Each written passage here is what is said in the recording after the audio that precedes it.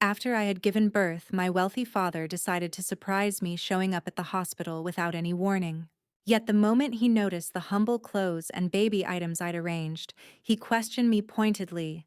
Daughter, was the 7,500 I've been sending you monthly. Was it not enough? I was utterly dumbfounded, unsure if my father was jesting. I answered, Dad, I got by using my savings and my freelance work. My response left him visibly shocked. His face grew red and right at that very moment my husband and my mother-in-law walked in. I could never have foreseen what was about to unfold. The scent of antiseptic and the musty air were the initial sensations Zola registered as she awoke. She gradually opened her eyes. The room was unfamiliar, but it simultaneously brought a profound sense of relief. The soreness all over her body, particularly her lower abdomen, remained acute. Yet that discomfort was immediately supplanted by a vast feeling of peace as she glanced to her side. There, inside a plain, clear plastic bassinet, rested a tiny being, still red and wrinkled, her son. Tears of pure emotion began to well up again. She gently touched his tiny cheek with the very tip of her index finger. She felt that the intense pain of labor had been rewarded many times over. Zola straightened the shawl that was askew on her shoulders. She had specifically selected a shared room for 3 people at this county general hospital, not from a lack of other choices, but because it was the most prudent choice given her and her husband's finances. The ward contained 4 beds, though, at that particular moment. Hers and one other in the corner were in use. A ceiling fan rotated sluggishly, letting out a rhythmic squeal, yet it was sufficient to ease the warmth. Her gaze returned to her baby. A pale blue woolen blanket purchased from a thrift shop several months prior wrapped his little frame. Zola smiled, recalling how her mother-in-law Amani had sneered when she presented it to her. Zola, why purchase such cheap things? They will only bother the baby's skin. You are just too cheap. How could you be so shabby with your own son? Zola's heart plummeted. Shabby. She was merely attempting to be practical. Her husband, Kwam, was simply a clerk at a private company. His wages could scarcely cover the daily costs of living in a large city. To afford the delivery and the baby's necessities, Zola had worked relentlessly. From her 6th month of her pregnancy, she began accepting commissions as a freelance graphic designer. She would often work deep into the night, frequently until her back ached and her eyes stung. She meticulously saved every last cent. She stifled her cravings for pricey meals. She suppressed feelings of envy as her friends flaunted new designer handbags or outfits, all for the sake of her son. She yearned to prove to herself, and especially to Amani, that she could be a fine mother without becoming a liability to her husband. Zola let out a sigh. Her husband was a kind man, but utterly subservient to his mother. Each time Zola lamented Amani's behavior, Kwame would simply reply, "Just be patient, my love. Mom is just like that. She comes from an older generation. You must try to understand." He never once stood up for her. As for their finances, he consistently gave his entire paycheck to Amani for management. Zola received only a meager sum for daily needs, which was frequently insufficient. "I suppose I'll need to accept more projects," she said to him once. He simply nodded. "All right, if you, by all means do it, but remember your duties as a wife." Zola was jolted from her reverie when the door to her room creaked open. A nurse walked in, her smile warm. "Oh, you're awake, Mrs. Zola. And how are we feeling? Are you able to sit up?" she inquired, adjusting the IV drip. "I'm doing well, thanks. A bit tender, of course, but overjoyed," Zola answered in a raspy voice. "He's perfectly healthy and just gorgeous. 7 pounds, 19 inches. Flawless." The nurse commended her. "You have been so strong, Mrs. Zola. You attended every checkup and got everything ready on your own. Your husband mentioned that you even handled all the administrative tasks. You're quite self-sufficient." Zola could only manage a weak smile. In truth, she had been forced to be. As she started to ask when Kwame might be back, the door swung open once more. This time it was not a nurse, and it wasn't Kwame or Imani. Zola's heart began to pound. A tall, powerfully built man in a costly silk shirt was framed in the doorway. His face, with its strong, commanding features, seemed slightly weary, yet his gaze was locked onto her. "Dad?" Zola breathed out, incredulous. It was Mr. LeVar Thorne, her own father? As he stepped inside, the tiny shared room felt instantly more oppressive. The aroma of his expensive cologne completely overwhelmed the sterile smell. Mr. Thorne was a tycoon proprietor of a major conglomerate with a complex web of enterprises. Though Zola was his sole daughter, she'd opted for a humble life. By marrying Kwame, a choice her father had vehemently opposed from the very beginning. Their bond had since grown cold. Zola's pride kept her from reaching out, and Mr. Thorne was always too occupied to ask. "Dad, how did you find out?" "I was here," Zola questioned, struggling to sit upright as a sharp pain seared her abdomen. "I am still your father, Zola," Mr. Thorne stated in his profound, serious tone. He made no move toward Zola's bed, instead, fixing his eyes on the infant's cradle. His assistant, waiting behind him, clutched an enormous basket of rare fruits. Mr. Thorne then walked toward the bassinet and looked upon his first grandchild. His stern expression slowly began to soften. "A boy?" he muttered softly. "Yes, Dad. He is your grandson," Zola affirmed with pride.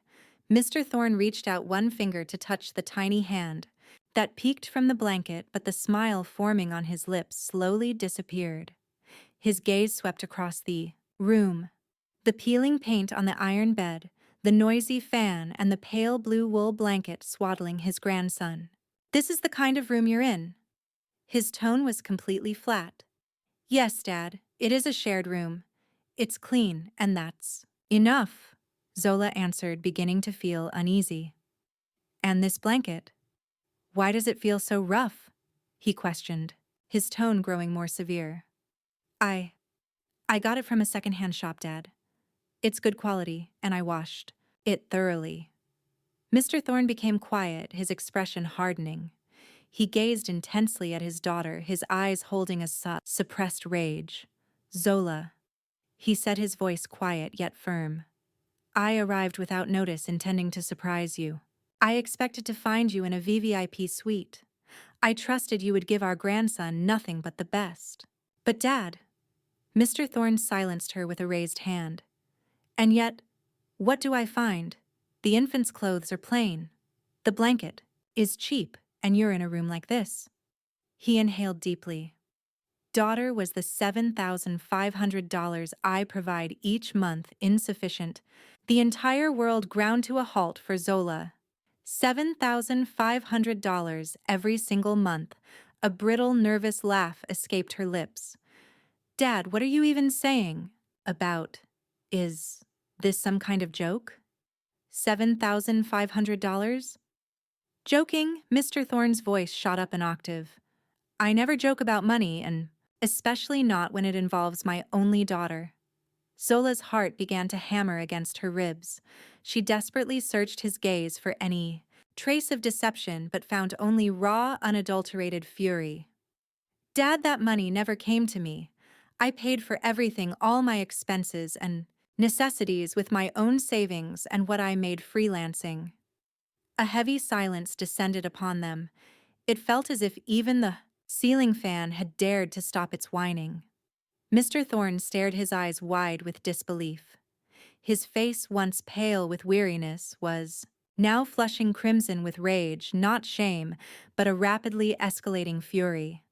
Suddenly it all made sense. Why his daughter looked so gaunt and worn out. Why was his newborn grandson swaddled in such a threadbare blanket? Freelance work.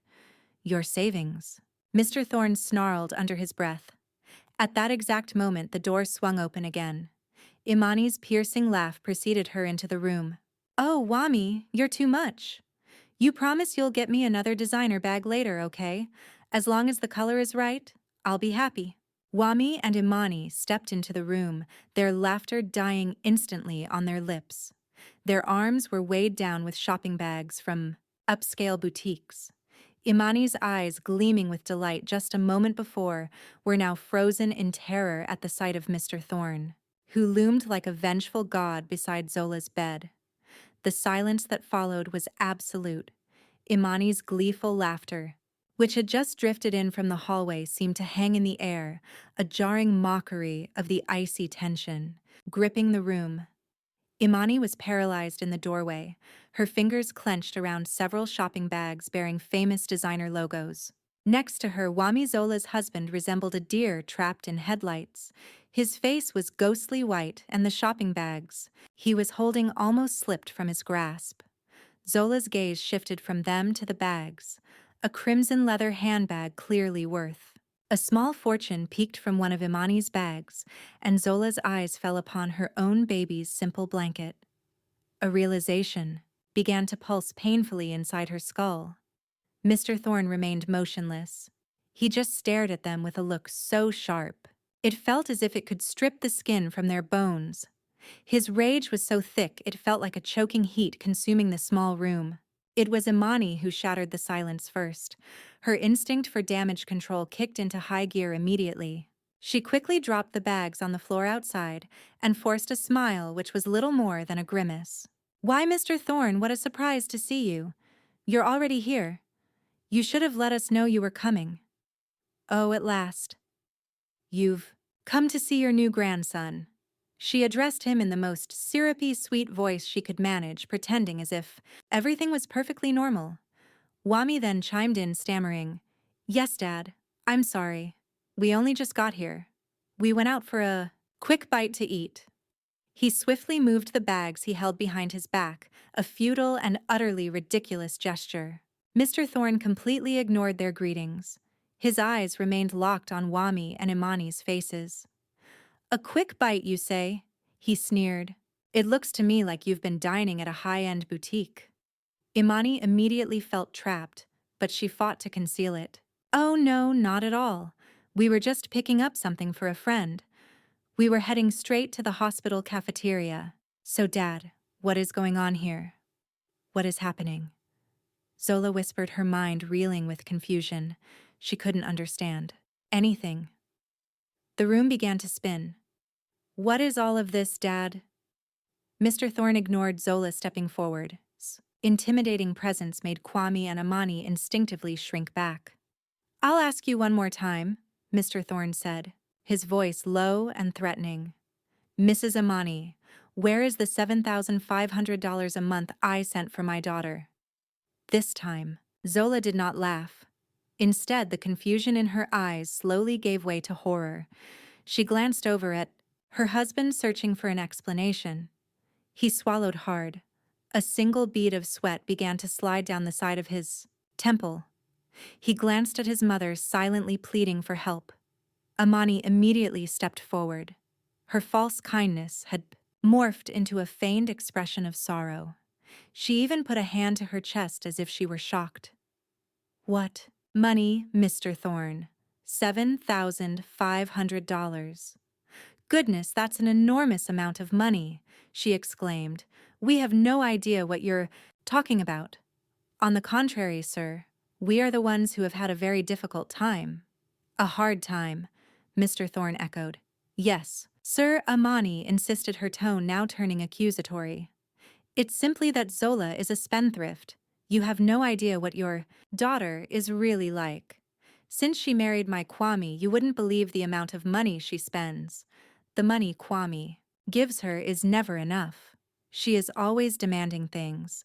She claims they're pregnancy cravings, but strangely enough, all her cravings happen to be incredibly expensive." Zola felt breathless. "Mother-in-law, when have I ever once asked for anything expensive?" she protested. Her voice was faint, but it trembled with outrage. "I haven't asked for a single thing." "Oh, don't play the innocent with me, Zola," Imani retorted venomously.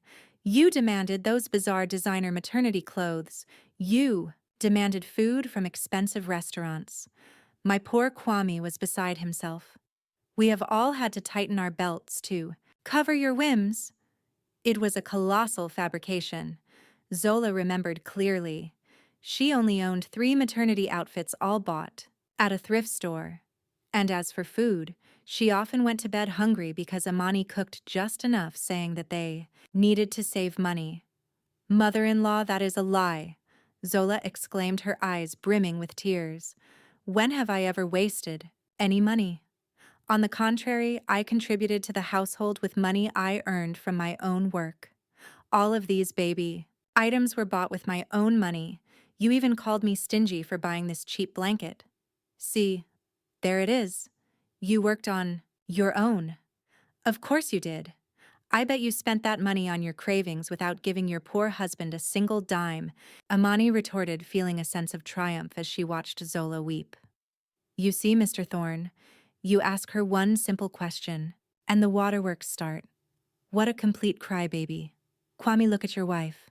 Kwame just kept his head lowered, not daring to look at Zola or especially at his father-in-law. Zola shook her head vehemently as tears streamed down her cheeks. "Dad, it is not true. Please believe me." Mr. Thorne looked at his crying daughter on the bed, then at Amani, standing arrogantly, her face etched with lies. His fury had reached its absolute limit. "Enough," he growled. His voice wasn't loud, but it seemed to make the room reverberate. Amani instantly went quiet. Mr. Thorne shifted his focus to Kwame. "I am not talking to your mother. I am addressing you as my dear daughter's husband." Kwame raised his head slightly, his lips trembling. "Yes, Dad. For the 3 years of our marriage, on the first day of every month, I've sent $7,500 to your bank. I deliberately put it in your name, not Zola's, because I trusted that you, as the man of the house, would oversee those funds for my daughter's well-being." Zola felt as if her heart was being crushed. $7,500 every single month for 3 years. She felt faint. It was a staggering amount. "I intentionally kept Zola in the dark," Mr. Thorne went on. "I wanted my daughter to believe her husband was providing for her, that she was living a comfortable life. But what do I find today?" Mr. Thorne gestured toward the baby's blanket. "My daughter is recovering in a shared ward, and my grandson is swaddled in some cheap cloth. Yet you," he gestured to the shopping bags by the door, "have just returned from a little self-indulgence." "Dad, you're misunderstanding." Kwame stuttered. "That money, we've been using it for what exactly?" Mr. Thorne demanded. "For our household expenses, Dad. The mortgage, the car payments, the house." Mr. Thorne scoffed sarcastically. "The home you live in isn't even in your mother's name. And that car? Since when does a simple office clerk like yourself afford a luxury vehicle on installments?" Amani, seeing the situation escalating, interjected. "Well, it's our money too, Mr. Thorne. Kwame contributes his share, as well.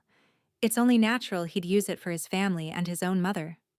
"So," Mr. Thorne stated, "you took the funds that were intended for my daughter and spent them on yourselves, all while my pregnant daughter was working late every night." "That's not fair, Dad," he defended himself. "Zola wanted to work. She claimed she was bored at home." "Bored," Zola echoed quietly, her heart shattering. "I worked because what you gave me was never enough. I worked because your mother refused to even give me money for prenatal vitamins." The tension in the room became unbearable. Mr. Thorne glared at his son-in-law, his face a mask of fury. "I'm done with the excuses." He pulled his phone from the pocket of his expensive suit.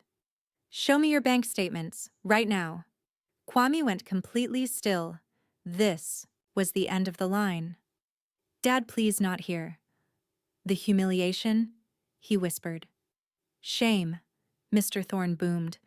"After lying to my daughter for 3 years, you dare speak to me of shame. Show it to me now." "My phone. It doesn't get a good signal in." "The hospital, Dad," Kwame lied weakly. A pathetic excuse. He could hardly grip the phone.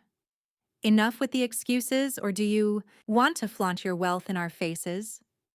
"Mr. Thorne," Amani suddenly shrieked, "do you believe that just because you have money, you can humiliate us like this? My Kwame is a working man. We earn our own money. We don't need a dime of yours. If you didn't need it, then why? Did you spend it? Mr. Thorne shot back. Amani was left speechless, her face burning with rage and embarrassment. Mr. Thorne remained stone-faced. He fixed his gaze on Kwame. I am going to count to 3. 1, 2. Kwame was trembling, looking at his mother, and then to Zola, who was sobbing uncontrollably in her bed. He was caught between a rock and a hard place. Dad, please. I don't need to see his phone. Mr. Thorne cut him off icily. He was already dialing a number. Hello. I need you to send me a complete statement of every monthly transfer into the account under Kwame's name for the past 3 years, along with a trace of all expenditures from that account immediately. Mr. Thorne ended the call. He stared at Kwame and Amani. You must think I'm a fool. I have always been monitoring where that money was going. I just wanted the satisfaction of hearing you admit it yourselves, but you chose to lie instead. Amani crumpled into the rigid waiting room seats. They knew the charade had ended. The silence in the room was thick, weighing more than the musty hospital air. A fan squeaked overhead, but the sole sound Zola registered was her own heart hammering in her ears. $144,000. The number reeled in her mind endlessly. $7,500 each month for 3 years. Zola glanced from her father over to Kwame, whose head was hung in shame, and to Amani, ashen-faced. She struggled to absorb this truth, to align it with her life. For the last 3 years. 3 years of hardship, of doing without, of perpetually feeling the guilt of never being enough, of being a burden. Then pieces of her memory began to emerge, each one now painted with a new and agonizing truth. She recalled being 4 months pregnant. It wasn't some lavish craving. She just desperately wanted a few high-quality mangoes, slightly prissier, but perfectly ripe from the store. Gathering her courage, she finally asked Kwame for them. True to form, he relayed the request to Amani, who retorted, "Why purchase something so costly? There are plenty at the local market. Stop being so spoiled." The following day, Amani returned with mangoes, but they were the kind that were nearly spoiled, sold at a discount. Here, eat. A mango is a mango. Her mother-in-law dismissed. Zola wept. In the privacy of the bathroom, forcing down the sour, stringy fruit and fighting nausea. But now she knew. On that very day, she'd begged for $10 mangoes. $4,000 was deposited into Kwame's account. She recalled being 7 months pregnant. Her belly was heavy and her back ached relentlessly, yet she still pushed herself to keep up with her design work, to make her deadlines. She would sit at the small dining table, hunched over her laptop until 3 a.m. The baby kicked inside her nonstop, as if in protest. He left their room not to comfort her, but for a glass of water. He saw her depleted, with dark circles etched beneath her eyes. And what did he say? Remember to get up early tomorrow, make breakfast for my mom before I leave for work. No. Get some rest. No. How can I help? He allowed his pregnant wife to work to exhaustion, while their bank account held enough to hire a dozen helpers.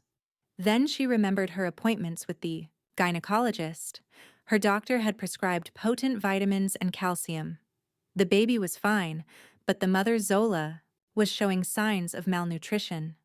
Mrs. Zola, you need these to have strength for the delivery, her doctor advised. Zola looked at the price, $60. With the meager allowance Amani gave her for daily needs, it was impossible. So she returned home and showed the prescription to Kwame. And again, it was Amani who replied, "Such costly vitamins, doctors just are trying to swindle you. I never took vitamins while expecting Kwame. And look how healthy he is. You should just take the free iron tablets from the local clinic. Stop being so frail." That night, Zola wept, feeling like a complete failure, like a terrible mother. Before her son was even born, she felt she was already failing to provide for him. In the end, she discreetly reached out to a client requesting more work for an advance payment.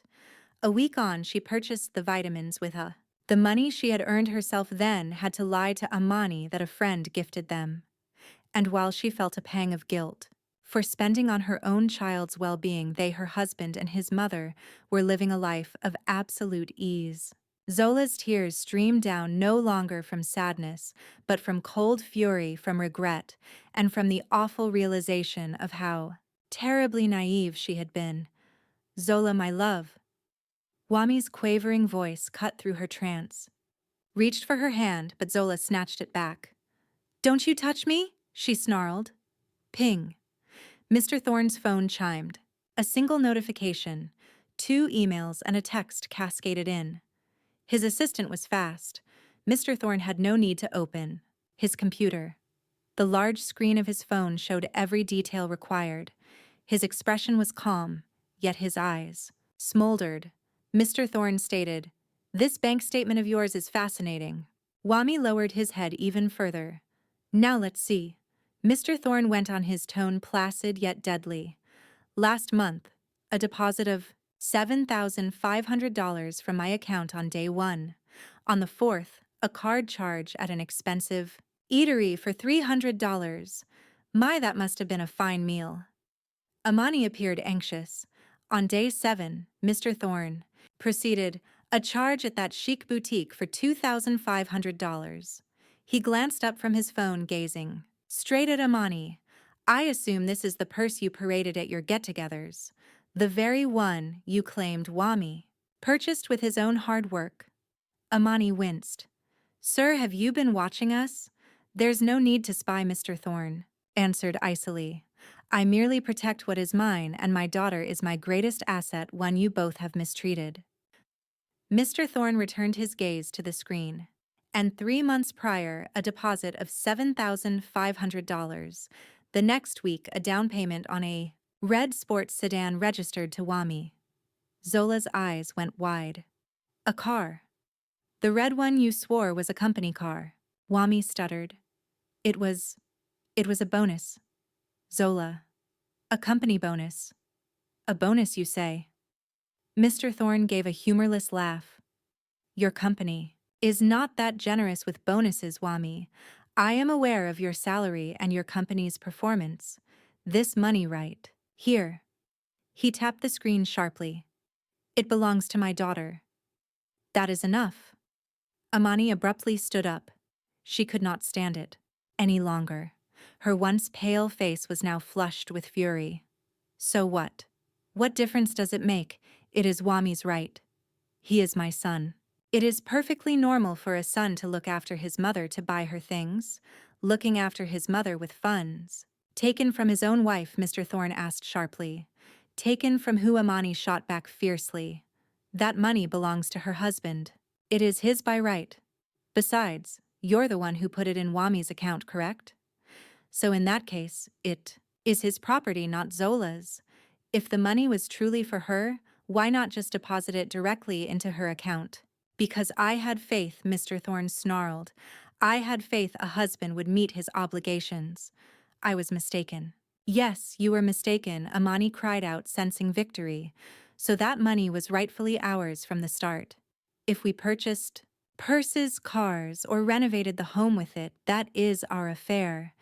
You have absolutely no right to meddle." "Renovated the house," Zola remembered. 2 months prior, their home was completely redone. The kitchen area had been enlarged, and a new air conditioner and personal bathroom were put in Amani's room. Zola was forced to sleep in the cramped living room for a whole month. Amani claimed she had won the lottery. Zola's entire world collapsed. She stared at her husband. "Is what your mother is saying the truth? You believed you were entitled?" He lacked the nerve to answer, resorting to tears. But they were false tears, shed not for Zola, but for himself. Suddenly he dropped to his knees. Not before Zola, but before Mr. Thorne. He crawled, trying to grab his father-in-law's feet. "Dad, forgive me. I was so wrong. My mother made me do it. Dad, I promise I will change. I'll pay it all back. But please, just don't get me fired. Don't call the police." Zola watched him aghast. Even at a time like this, what Wayne feared was losing his career and freedom, not his wife's trust, not remorse for having abandoned her and their son. Ping. Mr. Thorne's phone chimed again, a text message from his assistant. Mr. Thorne, read it, his face hardening instantly. He looked down at Wayne on the floor. Get up, he ordered. Wayne did not move. I said get up, Mr. Thorne roared. Wayne scrambled up, startled. Mr. Thorne glared at him. My assistant just sent the asset tracking report. You are far more cunning than I thought. You didn't just spend the money, but you used it to acquire assets in your name. Amani froze. The red sedan is completely paid off, and is in Wayne's name. And the house you live in. Mr. Thorne eyed Amani. The mortgage was backed by the bank, and you used the funds I sent to pay off the renovation loan. You didn't just steal, you laundered the money. Mr. Thorne turned away. He was no longer looking at his son-in-law and his mother. He looked only at Zola, who sat silently in bed, her eyes completely dry. Zah, he called softly, I will ask you one final time. After all that you've heard, after everything you've discovered, do you wish to continue with this man and this marriage? Mr. Thorne's question filled the silence. The room felt like a tomb as every single eye focused on Zola. Wayne watched her with a pitiful look drenched in sweat. Amani stared at her with a sharp, venomous expression. Zola looked at her father.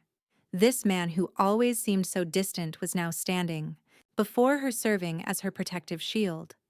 She then looked to the baby sleeping in his bassinet, an innocent being who nearly began life in an environment of lies, a baby who deserved infinitely better.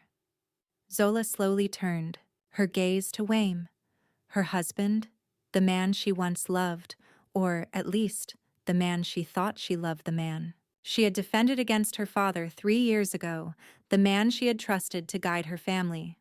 Before Zola could answer, Amani could no longer hold back. Her patience was gone.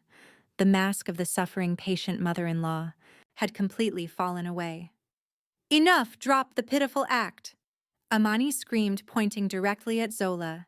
You think you frighten us? Yes, we used the money. So what? Was it wrong? It was funds my son got from his father-in-law. Of course he used it. Wayne tried to grab his mother's arm. Mom, stop, please. You hush, Wayne, Amani snapped at him.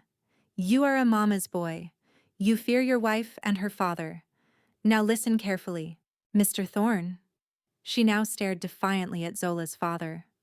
I was against Wayne marrying your daughter from the start. I knew a rich girl would be spoiled and useless, someone who would just want to be served. And in the end, I was right. Mr. Thorne raised an eyebrow, letting the woman continue. We thought that by marrying a tycoon's daughter, our life would get better, that some of her money would help us out.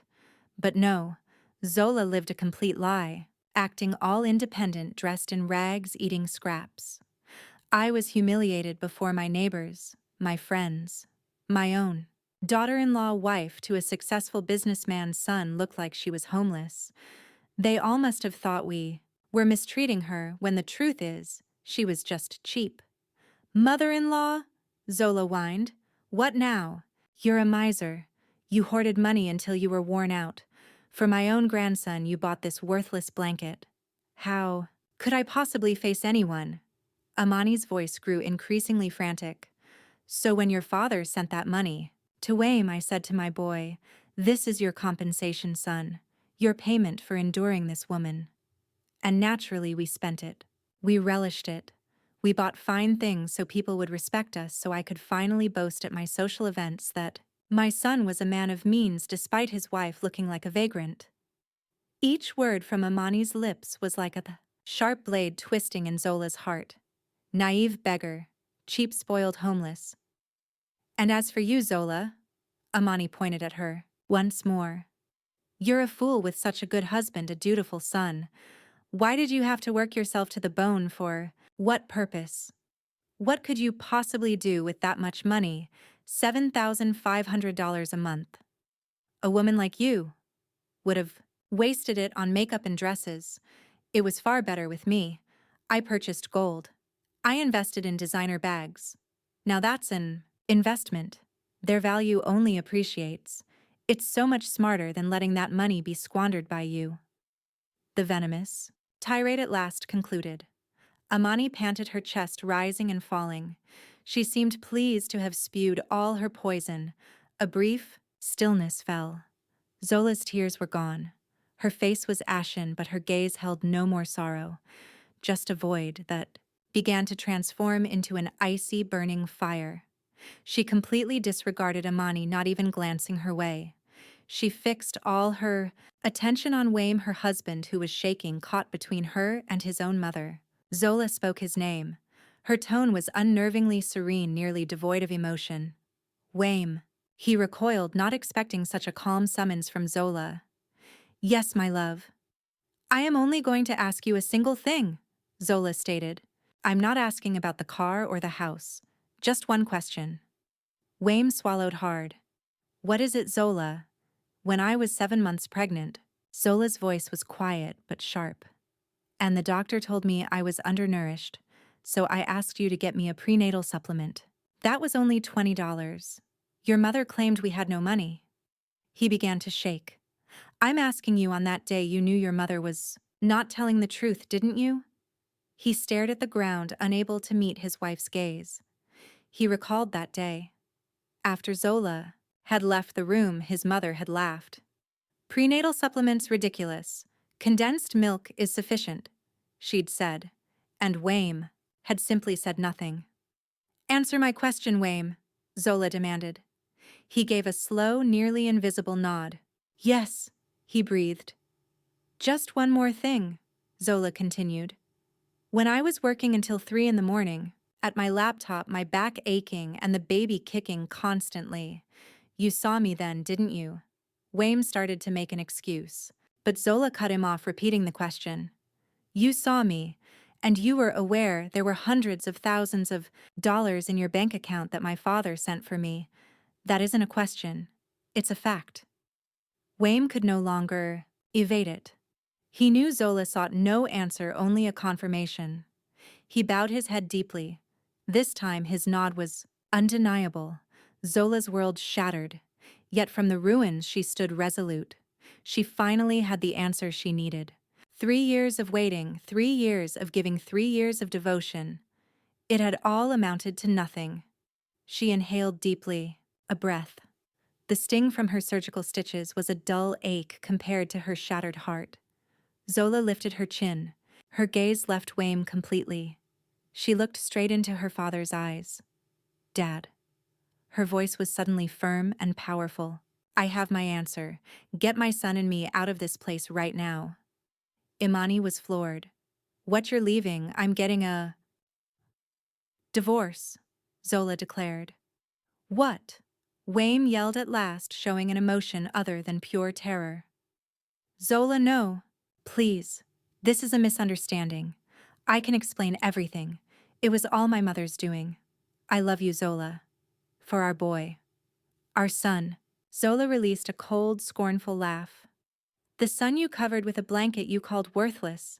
The son whom you refused vitamins. The son whose mother you allowed to work to the bone while you lived lavishly. Never speak my son's name again.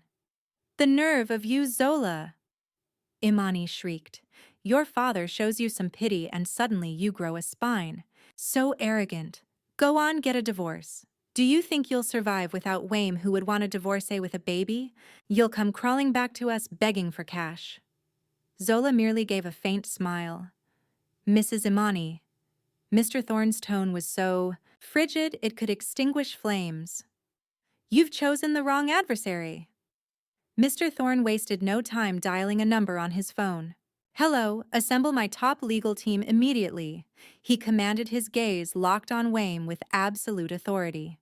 Arrange for my daughter and grandson's transfer to the penthouse. File a divorce petition for Zola Thorne and demand full custody. Then Mr. Thorne smiled slightly, a cold smile that never touched his eyes. File a claim for damages, both material and moral. Reclaim the $144,000 with interest. Seize all assets in Wayne's and Imani's names acquired. With that money, I want them left with nothing starting right now. The small hospital room seemed to shrink. The air previously stale was now thick and heavy with venom. The commands Mr. Thorne issued over the phone were concise, clear, and utterly relentless. The echo of his decree still rang in Wame's and Imani's ears. What? Imani was the first one to find her voice, though it was now raspy with shock. Seize our assets. The authorities. Mr. Thorne, you must be joking. This is a family matter. Wayne, meanwhile, looked as though his very soul had been torn from his body. His knees gave way. Dad, don't do this. Please. He pleaded, trying to tap into some leftover sympathy. I'll work, Dad. I promise I'll pay it all back. I'll even divorce her. Just don't send me to prison, Dad, please. Mr. Thorne offered no reply. He slipped the phone into his suit pocket. His eyes were fixed only on Zola. Are you ready, my dear? He asked gently, as if the two frantic people before him were nothing more than ghosts. Zola nodded, her hands that had been gripping the blanket tightly, slowly relaxed. Her choice was made. All doubt had vanished. I'm ready, Dad. No, you can't leave. Wayne suddenly yelled. He lunged ahead, attempting to seize the side of Zola's bed. Zola, just listen to me. This was all my mother's idea. She poisoned my thoughts against you. I truly love you, Zola. For our son. Just before Wayne's hand reached the bed frame, his body was stopped by Mr. Thorne's personal assistant, a stocky man in a black suit, who had been watching silently from the door. The man acted with swift efficiency, placing a firm hand on his chest, his expression completely blank. Excuse me, sir, you need to maintain your distance. Unhand me. That woman is my wife, Wami shouted. She is no longer your wife, Mr. Thorne stated flatly, then pressed the call button by Zola's bedside. I refuse to let my daughter stay one more second in this miserable life you've made for her. The door swung open, revealing not just a nurse, but also 2 security guards from the hospital and a supervisor who had evidently been summoned ahead of time by Mr. Thorne's aide. What is happening, Mr. Thorne? What is causing this disturbance? The supervisor inquired, her expression worried. I am the father of the patient, Zola Thorne, Mr. Thorne stated calmly, his very presence demanding respect. I'm relocating my daughter immediately, and I must ask you to escort these 2 individuals out. He gestured toward Wami and Imani. They are upsetting the patient's recovery. What, you're throwing us out? Wami objected. That woman is my wife, and that boy is my son. I am his mother-in-law, and this is her husband, Imani interjected. The supervisor looked baffled. Pardon me? Mr. Thorne, however, our protocol states. Who is responsible for my daughter's admission forms? Mr. Thorne cut her off. Mrs. Zola completed them herself, sir, a nurse answered, glancing at the chart. Excellent, Mr. Thorne declared. I am assuming control, as of now. Move my daughter and grandson to the finest VVIP suite you have.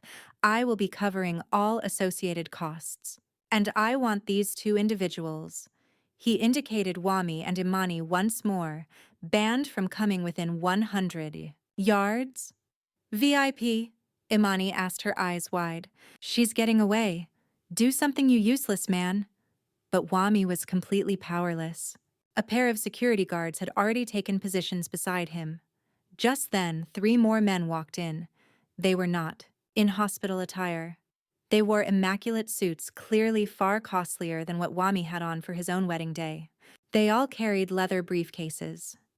Good afternoon, Mr. Thorne, the man in the center stated. We are your team of legal counsel. Wami and Imani froze solid. This was real, not just a threat. The lawyer disregarded the couple, speaking directly to Mr. Thorne. We have all the necessary paperwork prepared, sir. The power of attorney, the divorce filing draft, and the preliminary police complaint are all here. The lawyer then faced Wami and Imani. He had a pleasant face, but his gaze was as cold as ice. Good afternoon, Mr. Wami, Mrs. Imani. I am counsel for our client, Mr. Thorne, and the future Mrs. Zola. I don't want to divorce Wami, stammered. That decision is no longer yours to make, Mr. Wami, the lawyer responded coolly. You have precisely two options before you. I suggest you pay close attention. As the lawyer talked, hospital personnel acted swiftly. A wheelchair appeared for Zola. A VVIP cradle with a much softer, more suitable cashmere blanket was wheeled in by a private nurse. With the nurse's assistance, Zola carefully sat up, and for the first time she held her son in her arms with visible relief. The first option, the lawyer stated, cutting through the silence. His tone was calm.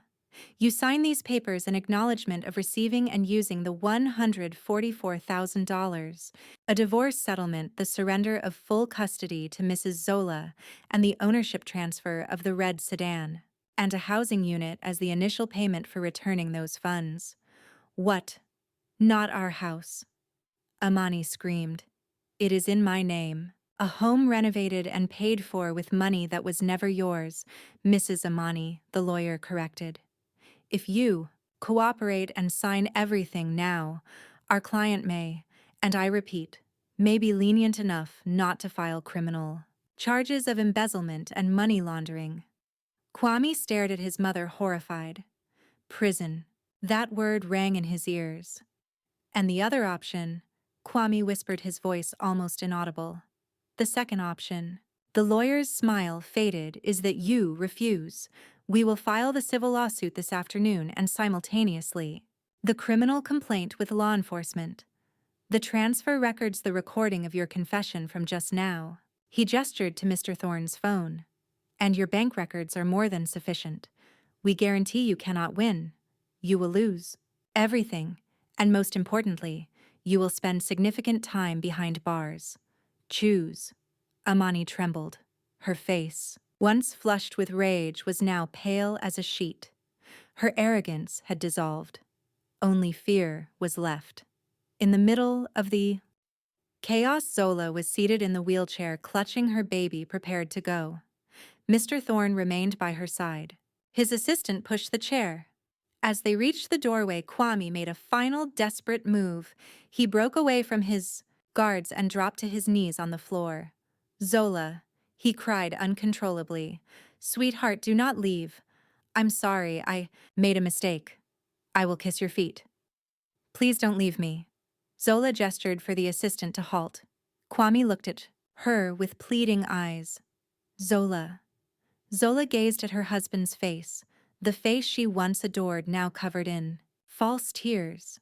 She felt nothing at all. No pity, no love, just weariness. Slowly, Zola stared straight ahead. Let's go, she told the assistant softly. The wheelchair began to move again, leaving Kwame kneeling there in awe. The hallway, and Amani slumped into a chair, staring shocked at the pile of legal papers in the lawyer's hands. The elevator doors down the hall slid open. Zola went inside with her father, never looking back. Kwame's desperate shout was the last thing she heard before the doors shut, taking her away toward her new life. The silence inside the large VVIP elevator with its scent of expensive cleaners was absolute. Only the soft hum of its machinery could be heard as they rose. Zola rested her head on the wheelchair's back. She closed her eyes for a second, her arms tightening around the small baby on her lap. She felt her son's tiny heartbeat, steady and peaceful, a contrast to the tempest she had just escaped. Mr. Thorne stood by her side with a reassuring hand on the wheelchair. He was silent. He knew his daughter needed a moment. The elevator doors opened not to an ordinary hallway but straight into a lavish private lobby on the top floor. This VVIP suite looked more like a five-star hotel suite. Plush carpets, wood-paneled walls, and soft lighting. A new head nurse was already waiting. Welcome, Mrs. Zola. Mr. Thorne, the room is prepared. They were guided to the room. Zola gasped. It was immense. It boasted a separate living space, a sumptuous velvet sofa, and a technologically advanced motorized patient bed. Yet what truly captured her focus was the enormous floor-to-ceiling window showcasing a sweeping panorama of the city. The setting sun was already painting the sky orange. In one corner of the room stood a gorgeous solid wood crib, perfectly furnished with luxury baby essentials still in their packaging, a universe away from the plastic bassinet and the thrift store blanket. "You should rest, ma'am. I can help with the baby," the nurse offered softly. Zola paused for a second. She was reluctant to release her son. Mr. Thorne appeared to sense her unease. "Allow me to hold him," he offered, and, with great care, Mr. Thorne lifted his first grandson from Zola's embrace. The man who always seemed so distant looked a bit unpracticed, but his eyes were filled with immense warmth. "Hello, little champion. Welcome to the family," he whispered softly to the baby. It was in that instant, seeing her father cradle her son in this safe, lavish room, that all the stress Zola suppressed for hours, maybe years, finally broke free. Zola's shoulders started to tremble. One sob broke from her lips, followed by another. She buried her face in her hands as her tears became a flood. She wept. This wasn't the sound of anguish or fury from before. It was the sound of release, a oha, weeping that cleansed every wound, every lie, and all the indignity she had endured for the past 3 years. She wept for her own foolishness. She wept for the years she had lost, and she wept because she was at last free. Mr. Thorne quickly passed the infant to the nurse and knelt down beside Zola's wheelchair. He held his daughter close. "Go on and cry, my daughter. Release it all. It's all over. Everything is finished now. Dad, I am so sorry." Zola wept against her father's shoulder. "I was an absolute fool." "Hush!" Mr. Thorne cut in. "You are not foolish. You are simply too kind, and they exploited your kind nature. Starting now, nobody will ever cause you harm again. That is my promise." Meanwhile, down in the shared room, the circumstances were entirely different. Wami's frantic wailing in the corridor failed to deter the attorneys. They walked back into the room where Imani remained seated, completely rigid. Ami stumbled in behind them. His walk was unsteady. His eyes were blank. "Good," the head attorney said, placing the sheaf of documents and a pen upon the table before Imani. "The time for negotiations has ended. Now you must decide, incarceration or your signature." Imani glanced at the papers. On the first page, the title clearly stated, "Acknowledgement of Debt and Asset Transfer." Her eyes flew wide at the sum of $144,000. This is extortion," she snarled. "This is justice, Mrs. Imani," the attorney replied coolly. "Think of it as a special offer. If this goes to court, the sum could easily triple with bank interest and punitive damages, plus our legal fees, which you would also cover, and the added benefit of a time in prison." Imani's hands trembled. She glanced at Amy. "Look at this. We will be out on the street." Amy gave no reply. He just gazed vacantly at the wall. His entire world had already crumbled. His vehicle, his fake job at the company. He knew Mr. Thorne would seize it all as well. And now, his house. "Mom," he whispered, grasping at the last vestiges of his sanity. "Sign what for? Are you just surrendering like this? That house, that is your mother's home. It's one we won't even be able to inhabit if we're behind bars." "Mother," Kwame shouted, his temper finally snapping. "Did you not hear the word prison? I do not want to end up in a cell, and this is entirely your fault due to your avarice." "My fault." Imani shot to her feet. "Don't you make me laugh. You enjoyed it just as much. You drove that very car. You loved being hailed as a success, and now you dare blame me. You ungrateful boy." "Enough." The lawyer's sharp voice sliced through their argument. "My time isn't for watching family theatrics. Now either you sign or I am calling the police immediately." He pulled out his phone. Imani glanced at the phone, then at the thick pile of documents. Her hand shaking with rage, she snatched the pen. "Where?" she snarled. The lawyer calmly guided her, indicating the places she needed to affix her signature on each colored tab. Imani signed with a fury so intense the paper nearly ripped. Once she was finished, she slammed the pen down on the table. "Mr. Kwame, you're next," the lawyer stated. Kwame signed like a mindless automaton, offering no resistance at all. His signature was nearly unreadable. "Excellent," the lawyer remarked while gathering the paperwork. "Just one more thing," he said, extending his hand, "the keys to the car and the home. You have 24 hours to vacate the premises. By tomorrow afternoon, our team will arrive to show it." Hesitantly, Kwame reached into his pockets, surrendering the fob for the crimson car and the keys to the house that was once his pride. Once the lawyers had departed, Kwame and Imani remained alone in the sterile room. Imani, who had appeared so defiant moments before, abruptly crumbled. Her legs buckled beneath her, she crumpled to the floor and erupted in sobs. "It's all gone. The money, the house. Oh, Kwame, where will we possibly live?" Kwame offered no reply. He slumped into a chair, his gaze fixed vacantly on the designer bags they'd recently acquired. They were now strewn across the floor, a pathetic and ironic sight. In the hospital's luxury suite, Zola had just finished peacefully nursing her newborn son for the very first time. Her old phone, its screen faintly cracked, was resting on the bedside table. Abruptly, it began to vibrate. Kwame's name lit up the screen, an incoming call. The vibration stopped, then text notifications began to appear. 1, then 2, then 10. "Sweetheart, please answer. I've made a terrible mistake. Mom collapsed. Zola, please. I have lost everything. You're being heartless. We can begin again, my love. I swear." Zola's close friend Amara, who had just come in after getting a call from Mr. Thorne, glimpsed the string of texts. "My word, Zola, this man possesses no shame." Amara seethed. She looked at her friend. "Are you really going to answer him?" Zola stared down at the glowing screen. His pathetic expression flickered in her thoughts, but it was quickly eclipsed by the memory of Imani's sneering face and of herself toiling until 3 in the morning of that threadbare blanket. Her hand completely steady, Zola reached for the phone. Amara assumed she was about to respond, but Zola simply pressed the power button, selecting the option to shut it down. The display went dark. "There's no us left to save," Zola whispered quietly.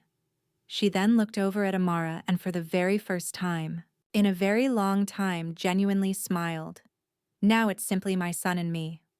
The peacefulness of the exclusive suite was a comfort Zola had nearly forgotten. During the following 2 days, her recovery was not just physical, but mental as well. Cared for by attentive nurses with plush facilities, and above all, absolute security. Mr. Thorne never left her side. He had relocated his office to the living area, running his multi-million-dollar empire whilst watching over his first grandson. Her friend Amara acted as her emotional rock, visiting each day, bringing her beloved meals despite the hospital's superb catering, and most importantly, making her laugh. "So," Amara mused on day 3 while slicing an apple, "what will you call this handsome little guy? Don't tell me, because his last name is Thorne, you'll be calling him Mr. President from his cradle." Zola laughed, a true laugh she had not let out in so long. She gazed at her son sleeping soundly in his cozy bassinet. "His name is Elias," she whispered softly. "Elias Thorne." "Elias," Amara echoed. "A fresh start. That fits you, Zola. This is surely the dawn of your new life." "And Elias," Zola added, "because he is the most tangible proof of God's mercy in my life. He saved me." As Zola was rediscovering hope across the city, a dark shadow fell over the very house that had been her gilded cage for 3 years. Wayne and Imani were enduring the longest 24 hours of their existence. Once the attorneys departed, the house felt desolate. Imani's volcanic rage had turned into frightening, hysterical sobs. My home, your father's legacy. They have seized it from us. Wame, they have robbed us of it, she shrieked, striking her chest. It was already mortgaged, mother. We settled it using Zola's money. Wame answered, his voice raspy. He was past caring. He just wished for it all to be over. His mind felt numb. He had been terminated. One single text from Mr. Thorne to the Human Resources Division of his employer. In mere minutes, his contract was dissolved without severance, with a damning note in his file for severe ethical violations. We must leave, Mom, right now. Leave to where? Imani screamed. Under a bridge. You have no money. Neither do I. All my credit cards are frozen. It had to be that old man. Wame didn't mention to his mother that he still possessed a small cache of illicit funds, which he had managed to siphon from the office. Cash he had concealed even from her. It was his last resort. They started packing in a grim silence. Imani was not packing. She was preoccupied with hiding the gold jewelry she had bought, using Zola's funds inside her shapewear, and shrouding her few genuine designer purses in old fabric, praying the repossession. Agents would not see them. Wayne, meanwhile, tossed his clothes into one large suitcase. He gave one final glance at the red sedan in the garage. Its gleam appeared to taunt his downfall. The following day, precisely at 12, the doorbell chimed. It was not the attorney. It was worse. 3 burly men arrived with a legal representative and a professional locksmith. Your time is up, Mr. Wame, Mrs. Imani. The legal representative stated in a flat tone. Imani attempted a final act of defiance, rushing to the door and beginning to yell at the neighbors, "Help someone, help, they're throwing us out unjustly. The wealthy are trying to take our home. Help." A few neighbors emerged intrigued, but the legal representative was ready. He produced a copy of the court order and the agreement Imani had signed the previous day. The lady willingly signed over her assets as restitution for the embezzlement case. It's all entirely legal. I advise you to stay out of legal affairs. The neighbors, once sympathetic, now wore expressions of caution. Embezzlement. The word echoed among them, sparking immediate whispers. Realizing her defiance was futile, Imani's spirit broke. Please collect your things and vacate the premises. We will be rekeying the locks, the employee stated. Watched by dozens of murmuring neighbors, Wami hauled his large suitcase outside. Imani followed, clutching a cumbersome cloth bag, using her scarf's edge to shield her face from shame. Wait a moment, Wami called out, and the legal employee paused. The red sedan. It would help us transport our luggage. We promise to bring it back. The legal aide stared at him with utter contempt. Mr. Wami, that vehicle ceased to be yours yesterday. It is a confiscated asset. Now go. He gestured to the main road. Wami lowered his head and walked to the corner of the street to hail a weathered taxi. He loaded the suitcase and then assisted his weeping mother into the car. Wami, where are we headed? Imani wept from inside the cab. To a small boarding house by the railway. Wami answered softly. It is all I can manage with our remaining funds.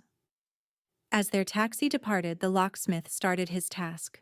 The agonizing sound of the drill destroying the old lock echoed. Click. The door shut. The new lock was installed. The chapter of their opulent lifestyle had officially concluded. At nearly the same moment, in the hospital's VVIP lounge, Amara received a notification on her phone. She showed it to Zola, who was elegantly attired in a simple yet chic dress her father gifted her. The text was brief. Asset 1 residence and Asset 2 vehicle have been secured. Clients Wami and Imani were cooperative. Zola read the text, her face showing no hint of a victorious smile or any sound of contentment, just a profound, lengthy sigh. She shut her eyes for a second. A final tear traced a path down her cheek, a tear washing away the final remnants of her past. It is finished, Zola, Amara murmured, taking her hand in hers. Zola nodded. Yes, it's done. Mr. Thorne appeared from the admin office, slipping his platinum card into his pocket. Everything is settled. Let's go home, my daughter. A nurse appeared with Elias swaddled in a plush cashmere blanket. Zola rose from the wheelchair. Though still aching slightly, she insisted on walking and refused to be pushed moving on her own. She held Elias securely and departed the hospital, passing through the shining lobby doors. A lavish black sedan awaited outside with a personal driver, ready to receive her. She slipped into the car, escaping the scent of antiseptic and the anguish of her past. She never once looked back. For Zola, the journey home was surreal as the opulent vehicle glided quietly along the city avenues. Outside the world was a blur of traffic and grime, but inside she and Elias were cocooned in serene, cool luxury. She sat in the back seat, with Amara as Mr. Thorne in the front passenger seat handled business calls. It was the first time. She had seen the outside world after a week immured in turmoil. Yet it didn't feel like she was actually returning home. She had no idea which house she could even call her home. Wami's place was lost to her, so where was her father headed? The vehicle wasn't driving toward her father's lavish suburban enclave, the one she had known her entire life. Instead, the car headed towards the financial district, pulling up to the lobby of a towering skyscraper. "Dad, where are we heading?" Zola asked with a sense of unease. "Home," Mr. Thorne answered succinctly, a faint smile on his lips. They ascended in a private elevator that went directly to the very top, the 50th floor.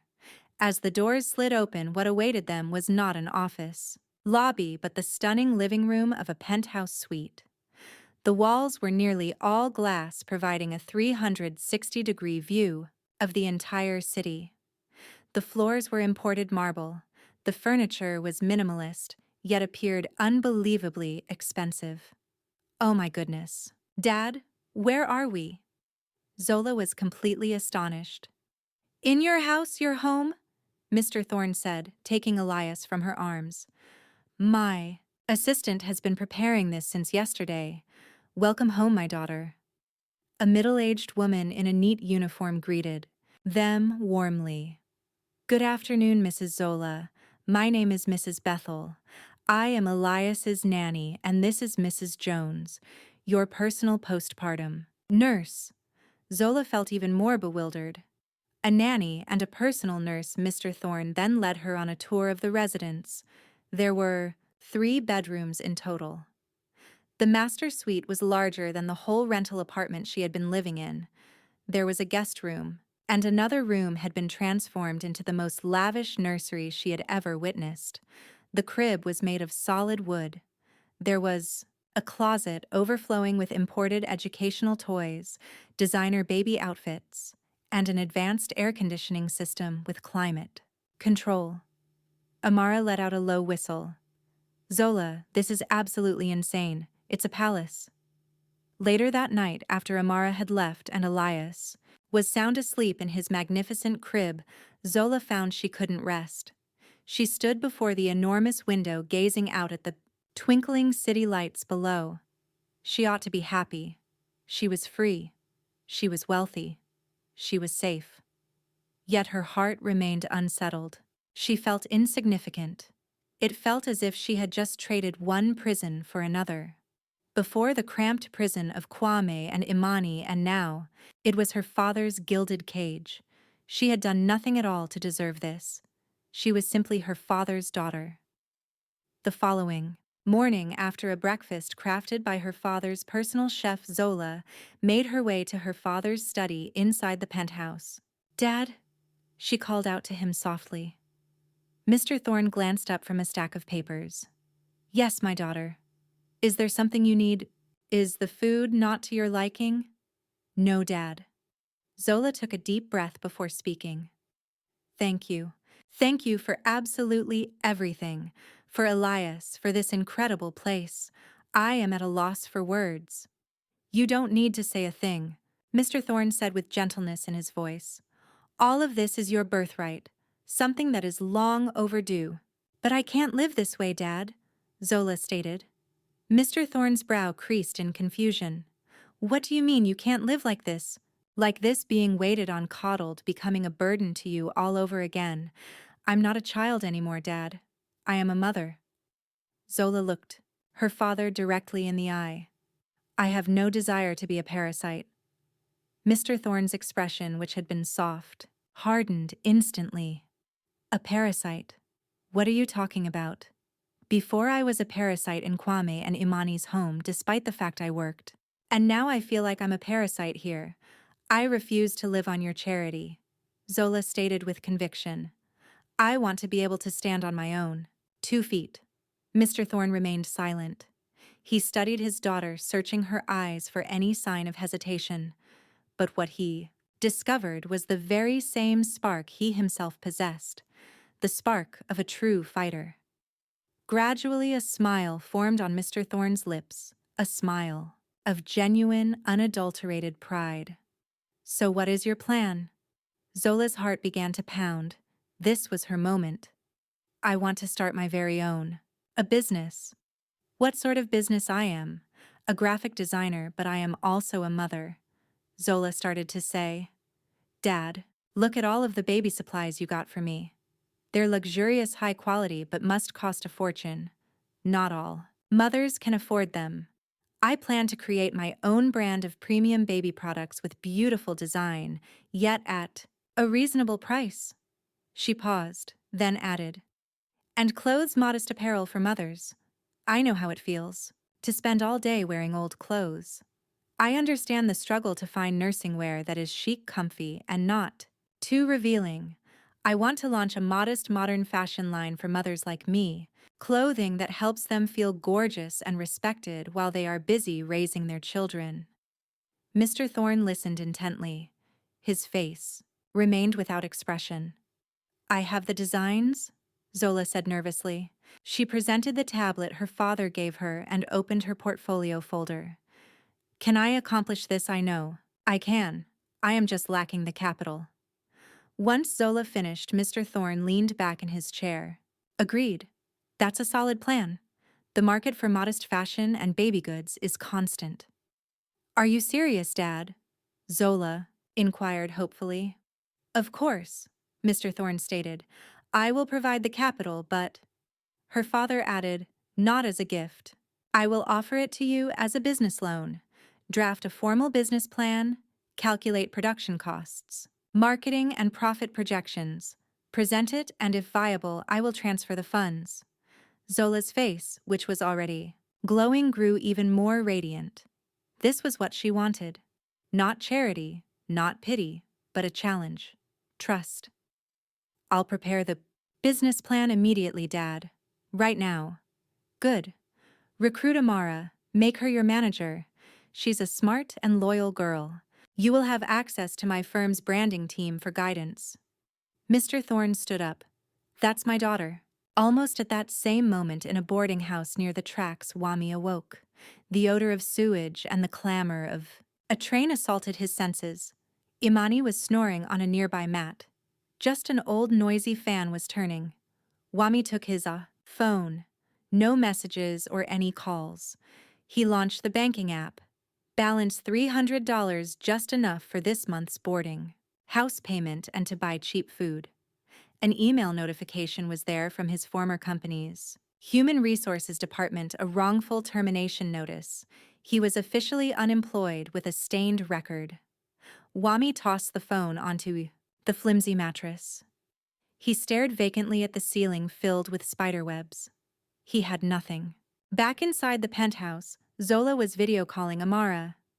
Amara, would you be interested in being chief executive officer of our company? Zola exclaimed with excitement. What, CEO? What company? You just had a baby. Zola. Amara laughed. From the other end. Of our company. I am serious.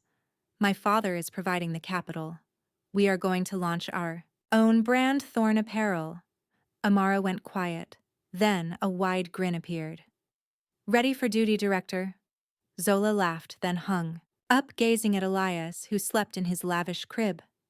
Our journey is beginning, son, she whispered softly. She was no longer the fragile Zola. She was Zola Thorne, a mother and a future entrepreneur. 6 months went by.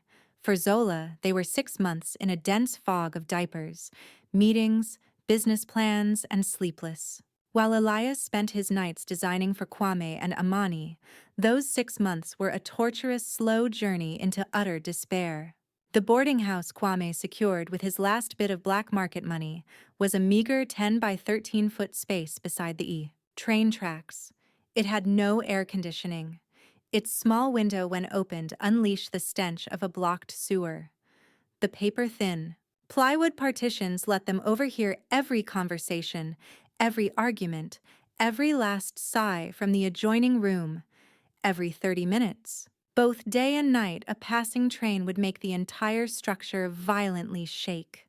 Amani, who had been the belle of every social gathering, had become a mere shadow of her former self. Her gold jewelry concealed in her girdle was sold off piece by piece for food. Once accustomed to a life of being served, she now used a communal bathroom down the hall and was forced to wash their laundry by hand. That particular day, she positioned herself by their room door near the odorous sewer and began to scrub Kwame's sweaty clothing in a bucket. With cheap, harsh detergent, her once soft hands were now calloused and raw. The soapy water burned her skin, and the sickening stench made her stomach churn. A neighbor, the woman from the nearby salad stall, paused. "Washing clothes, Mrs. Amani. How unusual for you. You always took your clothes to the cleaners." Amani's face flushed. "Just trying to get some exercise," she lied. The neighbor laughed mockingly. "Exercise? Well, you certainly look miserable doing it. Hey, you need to scrub your husband's work shirts with a brush. You know, like this." She casually tossed her an old worn scrub brush. Amani felt deeply and utterly humiliated. Tears fell into the filthy water. She detested all of this. She detested the smell. She detested her neighbor. She detested Kwame. And more than anything, she detested Zola and her meddling father. At a nearby wholesale market, Kwame was now hauling heavy sacks of potatoes. The man who was once a well-dressed, clean-shirted office employee was now a simple warehouse loader wearing a tattered old t-shirt. His body, once well-kept, was now gaunt and scorched by the sun. Blacklisted from all reputable companies, the only job he could secure was this one. He was paid daily $2 for each heavy sack he hauled from the delivery truck to the vendor's stall. He toiled from the crack of dawn. His back was in agony. His hands were covered in painful blisters. "Hey, Kwame, you need to move faster. It's hard to believe a man your size takes so long to move a single sack." The foreman berated him. All he could do was nod and hasten his steps. As the afternoon finally concluded, he received his wage of $75 in wrinkled fish-smelling bills, just enough for rice and cheap noodles. Once, $75 scarcely paid for 3 hours of parking at the mall. Walking home to save the fare, he found his mother sitting silently in the dark. Their power had been disconnected, and only a single low-wattage bulb was still functioning. "How much did you bring home?" Amani asked, her voice raspy and low. Kwame tossed the cash onto the mat. $75. Amani's eyes gleamed with contempt. "Is that all? What did you do all day? Not even enough for rice." "It is, Mom. If we save, if you stop asking me for that floral-scented fabric softener." He finally snapped, his patience gone. "Do you honestly think earning money is easy? My back is broken, my hands are ruined. And you sit at home and just complain." "I did the laundry," Amani retorted. "And I endure the constant humiliation from our neighbors. Mrs. Amani shamed by a mere salad seller, and it is all your fault." "My fault?" Kwame scoffed with a bitter laugh. Whose doing was this, mother? Who was it that got so greedy? Who was the one who said, "This is your prize son"? Who called Zola a cheap fool? Amani fell quiet. "You," Kwame screamed, pointing at her. "Had you not been so covetous, if we'd given Zola even $500 of the $7,500, she would have been content, and we would still possess $7,000 a month. We could still be living a decent life. But you demanded everything. Greed, that is your affliction. Not Zola's. A sharp slap echoed throughout the room. Imani had struck him with every bit of her strength. Ungrateful boy, she seethed. You dare blame your mother. This is all because you're a mama's boy. You never learned how to manage your own wife. If you had been firmer with her from the very start, Zola never would have had the nerve. He touched his stinging cheek. Something inside him shattered. Mama's boy, he echoed. You are the one who made me this way. I never wanted to end up in jail, and now I am left with nothing. They shrieked. They hurled insults. They cast blame upon each other. Their harsh voices merged with the train's loud roar. There was no love left between them, only two desperate souls, ensnared in the consequences they had woven for themselves. Worn out from fighting, they succumbed to silence. Their stomachs protested with hunger. Kwame prepared 2 packs of instant ramen in a dented pot. No egg, no vegetables, only the noodles and the flavor packet. They ate in oppressive silence. Then their attention was caught by the room's sole form of entertainment, an old 14-inch television they had picked up for $20. The local news was running a segment about young entrepreneurs. And our next inspiring entrepreneur is Miss Zola Thorne, the news anchor announced. Kwame and Imani froze, their utensils suspended in midair. Zola's face materialized on the screen. She looked transformed. She was still gorgeous, but now she possessed a powerful new confidence. She wore a chic blouse and a complimentary dusty rose scarf. She stood before a large, luxurious boutique with a prominent sign that read, Thorne Apparel. Yes, thank you, Zola's voice came through clearly and confidently on the television.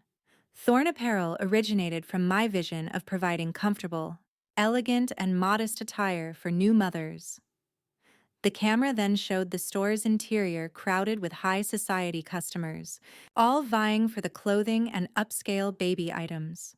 And, to celebrate the opening of our flagship store, Zola continued with a smile for the camera, we are donating 10% of this month's proceeds to a local orphanage. Crash Imani had flung her bowl of noodles at the ancient television. The screen sputtered for a moment and then went dark. Ceramic pieces and noodle soup splattered all over the floor. The nerve of that woman! Imani screamed, her voice again rising above the clamor of the train. She's just showing off, flaunting her success while we suffer like this. That witch, Kwame, did not move a muscle. He stared vacantly at the now blank television screen. In his reflection, he could see his own face gaunt, thin, and utterly defeated. An entire year had gone by since that day in the hospital. For those who build their dreams, time moves quickly. The penthouse, once unfamiliar, had become a warm and loving home for Zola and Elias. Under the guidance of Mr. Thorne, a strict but equitable mentor, Thorne Apparel was expanding at an astonishing rate. Zola's business model had been ingenious. She did not simply sell apparel, she sold a narrative, a supportive community. She created a brand image that connected with young mothers. The quality was premium, yet the prices stayed within reach for the middle class. The outcome was phenomenal. In 1 year, Thorne Apparel launched boutiques in 5 luxury malls and also established a production facility that, providing jobs for dozens of local seamstresses. Today was a milestone: Elias's first birthday and Thorne Apparel's first anniversary. However, the celebration was not in a grand hotel. True to her word, Zola marked the occasion somewhere entirely different, at a humble but immaculate community orphanage on the city's outskirts. The courtyard was festively adorned with balloons. Scores of orphan children sat in rows, their eyes gleaming with wonder at the stacks of gifts and a magnificent birthday cake. Elias, now able to crawl, was giggling with delight on his grandfather Mr. Thorne's lap as Zola made her way onto a small platform, wearing a simple yet elegant white dress from her new collection, her expression both serene and luminous. "Hello, everyone," she began softly. "Today, I am not here as the head of Thorne Apparel. I am here simply as Zola, A mother and a daughter. She smiled toward her father. 1 year ago, my son Elias was born, marking a brand new beginning in my life. He taught me what strength truly means. I want Elias to learn that genuine happiness isn't measured by our possessions, but rather in how much we are willing to share. So, to honor his first birthday and Thorn Apparel's first year of business, my father and I are honored to fund the entire renovation of this orphanage and to create a foundation that will guarantee the educational expenses for all of these children right through high school. A thunderous ovation erupted. The director of the orphanage, a nun, was moved to tears. The children shouted with delight. Mr. Thorne, with Elias in his arms, clapped the loudest. He looked at his daughter with teary eyes. She had not only succeeded, but she had become a wonderful human being. As Zola descended from the stage to hold Elias, the phone Amara held began to buzz. Amara looked at the device and then moved toward Zola. "Zola," she said quietly amidst the noise. "There's news." Zola faced her. "What news, Amara?" Amara hesitated briefly. "News that feels like karma." Zola frowned. Amara showed her the phone screen, which displayed 2 messages. The first was from her father's legal team. "An arrest was made at a small courier company. Kwame has been detained for the embezzlement of $2,000 in company funds. He is currently in police custody." $2,000. Zola gave a bitter smile. It used to be hundreds of thousands. Now he'd been brought down for 2,000. Having no skills beyond fraud, Kwame had attempted to repeat his past offense on a smaller, clumsier scale, leading to his capture. Amara then slid to the second message, which had been received only moments before from the concierge at her old apartment. "Miss Amara, we just had a disturbance in the complex. An older lady was apprehended while stealing garments from a washing line in Block C. When they confronted her, she began to scream, hysterically. It turned out to be Mrs. Zola's former mother-in-law, Mrs. Imani. She was haggard, almost unrecognizable. The police took her into custody. The so-called queen of society who flaunted designer bags was now a common thief, stealing from a clothesline. Karma had delivered its judgment in the most ironic manner. With Kwame's arrest, Imani had lost her single remaining source of income, however meager it was. Hunger had finally shattered her pride. Zola gazed at the phone screen for a very long time. "Are you okay, Zola?" Amara inquired. Zola inhaled deeply. She felt no burst of triumph, nor did she have any desire to celebrate the news. The feeling was one of relief, the release from a heavy burden she had carried for so long without even realizing it. That painful chapter was now definitively closed by destiny. She locked the phone screen and handed it back to Amara. I'm fine," she declared. "In fact, I feel liberated." As she turned, her eyes were clear, no longer haunted by shadows of the past. Before her, Elias giggled, reaching his small hands for the birthday cake while her father beamed at her with pride. "Come on, my dear. It's time to blow out the candles," Mr. Thorne encouraged. Zola nodded, moved toward her son, and took him into her arms, placing a kiss on his plump cheek. She stood beside her father, enveloped by the joyful laughter of the orphanage children. "Happy birthday, my sweet boy," she murmured to Elias. Zola closed her eyes for a moment, offering a silent prayer of thanks. She then opened them, smiled, and with Elias blew out the one candle on the cake. The tiny flame flickered and died, leaving only a radiant glow, the light of her new beginning. Did you enjoy this tale? And from which city are you tuning in?